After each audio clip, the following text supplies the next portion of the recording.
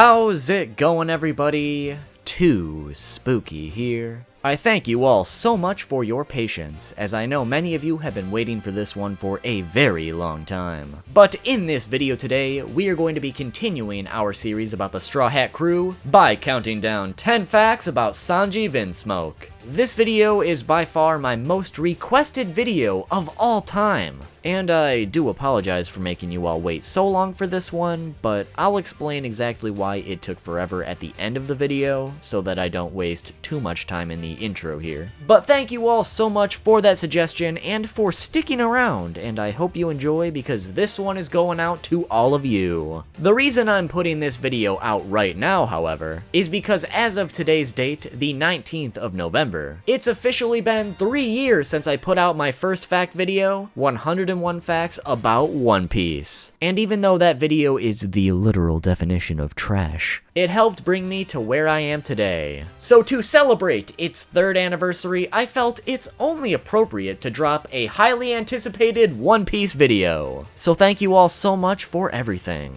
Now without any more delay, let's jump right into it. Number 1. To start with the most well-known fact out of the bunch, we first need to talk about Sanji's name. As it's common knowledge at this point, we now know Sanji as Sanji Vinsmoke. As it was revealed, he is actually a member of the royal Vinsmoke family who rule over Germa Kingdom. This in turn makes Sanji the only member of the crew who comes from royalty, and also the only member of the crew who had their last name or surname revealed after the fact thus far. But the thing about his name that you may not have known is that Sanji was originally going to be named Naruto, which would have been based off of those little spiral cakes found in ramen bowls which are called Narutomaki. The spiral aspect of the Narutomaki themselves could also have been the reason Sanji was given those spiral eyebrows, as it would have been yet another reference to his name had Oda kept it. The reason his name was changed to Sanji was due to the fact that Oda learned about an upcoming serialization in Shonen Jump called Naruto, and due to the fact the main character of that series was of course named Naruto as well, he didn't want to cause any confusion between the two characters, and he felt it would be easier for everyone involved if he simply changed the name completely, and thus our spiral boy was renamed Sanji. Number 2. One of the questions I'm sure a lot of us have, but we'll never know the answer to, is whether or not Oda planned out Sanji's royal background from the beginning, or if it was a more recent decision on his part. Personally, I'd like to believe he had it planned out from the beginning since Oda is the literal god of foreshadowing, but realistically, I personally feel at the very least it wasn't planned throughout the entirety of East Blue, but the Grand Line onward I feel like it possibly could have been planned around that point. But regardless of when Oda developed his true origins, I felt like it would be fun for us to look at a lot of the possible foreshadowing that led up to the big reveal. So if we rewind all the way back to the beginning of One Piece when the crew are first crossing the Grand Line, Zoro said he had never heard of a ship climbing a mountain, to which Sanji replied that he knew a little bit about that, but he never expanded past that point. Then, over 700 chapters later, we see that the Germa snails are climbing up said mountain, which could be how Sanji knew about it. Coincidence? I think not. Then back in Alabasta, Sanji referred to himself as Mr. Prince, which as we now know, he literally is a prince. Now this is a story all about how my life got flipped, turned upside down, and I'd like to take a minute, just sit right there. I'll tell you how I became the prince of a town called Germa 66. Fast forward a little bit further before Skypiea, Sanji mentioned how he grew up in the North Blue instead of the East Blue when Noland the Liar was introduced, which is where the Vinsmoke are from of course.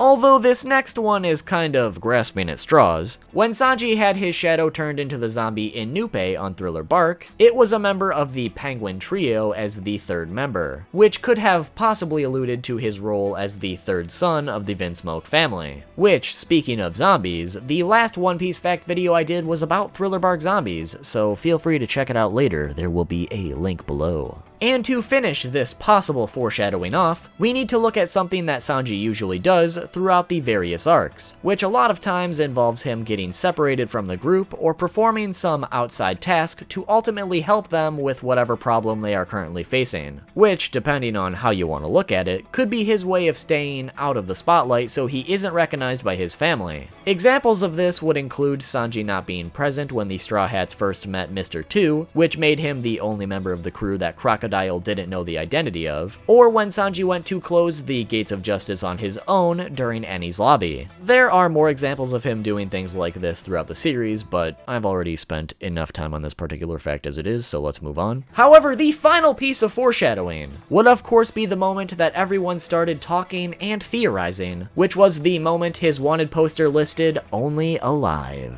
So let me ask you guys, did I miss anything? And when exactly do you think Oda first developed this backstory? Let me know your thoughts in the comments down below. Number 3. I don't know if you guys remember, but when the Vinsmoke family was first introduced in the manga, pretty much all of us assumed that they would have blonde hair like Sanji, which was reflected in basically any piece of fan art or colorings from that time. However, when the manga volume came around featuring their actual color schemes, I feel like the majority of us were pretty disappointed to see any other color except blonde, even if these days we're all quite accustomed to seeing them with various colors. But what if I told you there's actually a specific reason that the siblings' hair colors aren't blonde? In an SBS, Oda confirmed for us that the reason their hair color isn't blonde is due to the genetic modifications that they all received as children, which, as we know, these modifications did not work on Sanji. So this is the reason for their various hair colors, and the reason that Sanji's hair is blonde. Because if you note that Sanji's parents both have blonde hair, it only makes sense for Sanji to have the same genetics as his parents, since his failed to be modified. Number 4. Something that doesn't really make sense involving Sanji would be something he said back during the Baratie arc. Sanji was wondering why Luffy hadn't come up for air yet after defeating Don Krieg and falling in the water, to which Zeph mentioned that Devil Fruit users lose their ability to swim. Sanji then acted surprised as if he wasn't aware of that trait, and then jumped in the water to save Luffy. So from this, we can assume that Sanji doesn't know much about Devil Fruits at all, if he wasn't aware that Devil Fruit users had that weakness to the sea. Later on during Thriller Bark, Sanji completely contradicts this statement by saying that he read the Devil Fruit Encyclopedia as a kid, and how he was always after one specific Devil Fruit, which was the Suki Suki no Mi, or Clear Clear Fruit, which would allow him to turn invisible so that he could peep on the ladies. Because Sanji knew about these Devil Fruits as a kid, you'd think that he'd know about the weakness to the sea, right? The only possible explanation I can see for this that would actually make sense would be if the Devil Fruit Encyclopedia only listed the Devil Fruits and what they do, but didn't list their weakness about the sea anywhere within the book. Which, it seems kind of dumb if they would actually leave that out of the Devil Fruit Encyclopedia, but it's really the only explanation that makes any sense at all. Otherwise, we have a plot hole, boys! Oh, hey there everybody. Sorry to take you away from the juicy facts, lads. But I just quickly wanted to tell you that we've got some limited time merch available from now until January 1st. So if any of these festive, spooky Christmas sweaters look interesting to you, well, be sure to check out the links in the description to pick one up before they are gone. Now let's get back to it, shall we? Number 5. Sanji is 21 years old after the time skip, and his birthday is March 2nd. Interestingly enough, all 3 of his brothers were also born on the same day, so they are also 21 years old. Sanji's height after the time skip is 5 feet 11.5 inches tall, or 180 centimeters tall, and he currently has a bounty of 330 million berries, which I suppose I should point out is currently higher than Zoro's bounty as he has 320 million berries. Finally, if Sanji were from the real world, he would be from France. Which actually makes a lot of sense when you realize a lot of his techniques are named after various French phrases. Number 6. As for some food-related trivia, since he is the cook after all, Sanji's favorite foods are spicy seafood pasta and basically anything that goes with black tea. So I guess he shares his love for tea with Brook. His least favorite food is konjac, which is an edible plant that's native to China, and his reason for disliking it is because it holds no nutritional value. He also doesn't like ice cream, and his favorite type of food to cook is any kind of seafood. Number 7. When it comes to One Piece censorship within the anime, it's no secret that Sanji was a victim of censorship as well. The best example would be how in the 4Kids dub, Sanji's cigarettes were replaced with lollipops, which I'm sure most of you are probably familiar with, so I'm not even sure why I'm adding it to this list. Oh, come on, Too Spooky. We all know it's because you're running out of interesting information to put in this video, so don't even front. Carl! Shut the fuck. Anyways, a better example of Sanji's censorship that you guys likely didn't know about unless you read the manga would be the fact that a segment of Sanji's original backstory was cut, which depicted him first learning how to smoke as a child. Which I guess I can understand cutting that one a lot more than the lollipop thing, as showing a child smoking is a bit more controversial. Another interesting thing to note about Sanji's first backstory would be what actually happened to Zeph's leg. In the anime, it was shown that he had to cut it off to escape the ship. But in the manga, this man deadass ate his leg to survive starvation after giving Sanji the remainder of the food. While that particular censorship may not be about Sanji specifically, I still just wanted to point out how savage this man Zeph actually was. You guys remember in Whole Cake how Sanji's deadbeat father was holding the whole, "Oh, we'll kill Zeph if you don't cooperate with us" card? Ha! Ha! We all know Zeph is Yonko level. Sanji's just out here underestimating his mentor. Number 8. When it comes to the One Piece video games, there's a game series called Pirate Warriors. You may or may not be familiar with it. In these games, it's interesting to note that Sanji keeps his manly code from the anime in the fact that he will not hit a woman. So in these games, Sanji is unable to fight any female enemies, period, as he will simply just refuse to do so. Because of this feature, the game even warns you ahead of time if there's going to be female enemies, so that you can switch characters to someone who can actually hurt them. Because we all know that the majority of the other characters are all about equality, and therefore have no problem punching those ladies square in the kisser. Number 9. Earlier this year, in late July, Yuto Sakuda and Shunseki, whom are the creators of Shokugeki no Soma, or Food Wars, created a one-shot specifically based on Sanji, which was called Shokugeki no Sanji. They created this one-shot to celebrate the 21-year anniversary of One Piece, and although I won't spoil anything about its actual plot, it does take place within the actual story, specifically directly before the Straw Hats arrive at the Baratie. Food Wars has been on my watch list for quite a long time, but after reading the one-shot, I was convinced to get on that ASAP. To see what I mean, you guys should definitely go read that one-shot if you haven't already. Or at least check it out for the plot. Now, the moment that you've all been waiting for, number 10. For the final fact, let's talk about Sanji's various concepts over the years. First off, a while back in an SBS, a fan asked Oda if Sanji was based off of a younger Leonardo DiCaprio, as he felt the inspiration for Sanji's design was spot on if that were the case. To which Oda explained that it wasn't DiCaprio, but instead the inspiration for Sanji's design came from Steve Buscemi, specifically from his role in the movie Reservoir Dogs. There's a lot of speculation when it comes to who other characters are based off of, but at least for Sanji, we have confirmation. So for the first actual concept, it features what Oda planned for the original crew, and by the look of Sanji, he was pretty much always the same design-wise. But he did originally have facial hair in the beginning, which as we know, was later scrapped and then later re-added to his time skip design.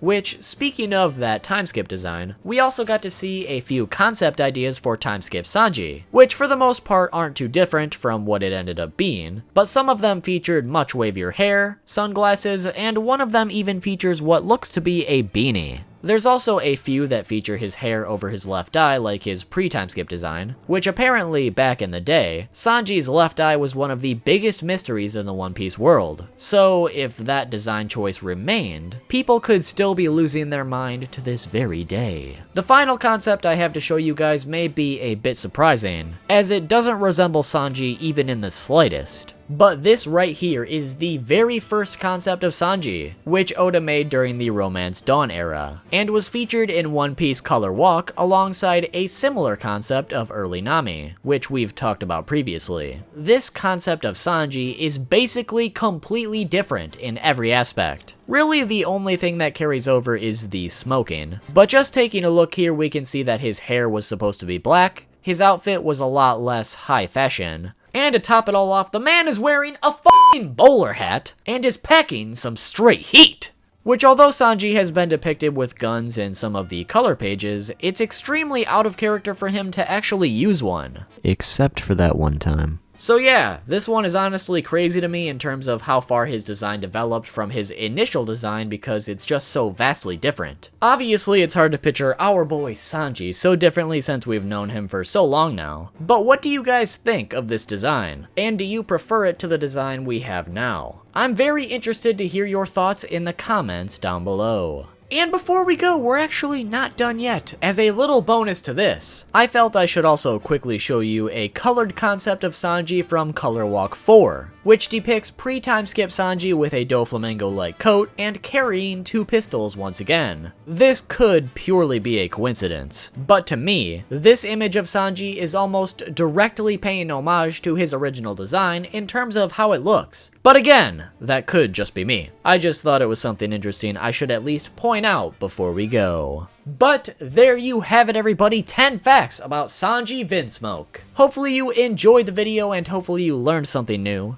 If you did, make sure to drop a like. Also, be sure to subscribe and destroy that notification bell so you can be notified about the next One Piece related video. Because although we've officially covered all the Straw Hats at this point, I'm still going to have to cover any future Straw Hats like Jinbei, for instance, when he eventually officially joins. Or anyone else who joins the crew in the future for that matter. Plus, there's a few other One Piece characters I want to make some fact videos on in general, so you don't want to miss it. Drop a follow on Twitter to keep up with the channel, snag some of that merch we mentioned earlier before it's gone, and with all that out of the way, let me attempt to explain why this took so long to come out. So I was originally going to make this Sanji video around the time that Whole Cake started, which was a while ago now. But since that arc was going to be heavily centered around Sanji, I simply wanted to wait until that arc concluded, just in case we were given any new information about him, as it was the year of Sanji after all. Which, I know it would have been appropriate to upload a Sanji video during the year of Sanji, but it just couldn't be helped. Which, as you can tell by some of the new facts in this video, we did get some new info, so I'm definitely glad we did wait, but after Whole Cake concluded, I still just kept on delaying this video, which I really don't have any excuse for that one, other than the fact that because it was my most suggested video as you can see, I was hesitant to put it out just in case it ended up being a huge disappointment, but honestly I don't think that will be the case anymore as I'm very content with how this one turned out even if you didn't like it. And finally, the other reason was because I did plan on releasing this video on the anniversary of my first fact video because it was about One Piece, and I just happened to miss it last year, so I just had to do it this year, so that one's on me. Sorry, fellows. But with that explanation out of the way, I do hope you understand. But now that this video is complete and our Straw Hat series is complete, at least for now, let me remind you that I've got a lot of future content for One Piece planned in general, as it is my favorite series. Like, I've recently started a new series on individual devil fruits, which I am going to have another one of those coming out directly after this video. I generally don't like making videos back to back on the same series, but since I'm on a schedule at the moment of what type of content I'm uploading in order, it just couldn't be helped. So look forward to that after this video. Now, not this next upcoming top 10, but the top 10 after that one, we're going to be counting down the top 10 best devil fruits of all time.